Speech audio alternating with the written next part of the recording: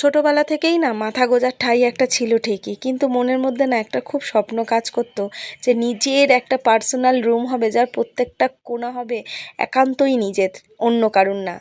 আর দেখো, সেই স্বপ্নটা আমি যে কোনো দিন পূরণ করতে পারবো সেটাও কিন্তু আমি ভাবিনি, কিন্তু ঠাকুরের অসীম কৃপা ছিল বলে সত্যি আমি সেই স্বপ্নটা পূরণ করতে পেরেছি আমার সামর্থ্য অনুযায়ী।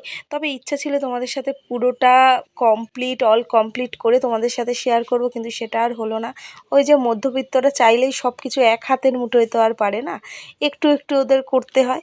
তাই ভাবলাম না, পুরোটা শেয়ার করতে করতে অনেক দেরি হয়ে যাবে, ততদিনে দেখবো আমার ঘরটাই পুরনো হয়ে গেছে।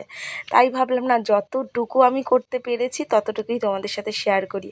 মোটামুটি টুকিটাকি খারাপ ভালো সব কিছুই তো শেয়ার করি। তাই ভাবলাম এই ঘরটুকু করেছি কষ্ট করে আর মনের মতন করে করেছি বলে, তাই ভাবলাম এই ঘরটাও তোমাদের একটু দেখিয়ে নিই কেমন করেছি।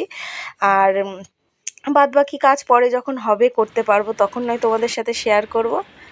আজ তাহলে এতটুকুই, দেখা হবে তোমাদের সাথে আবারও।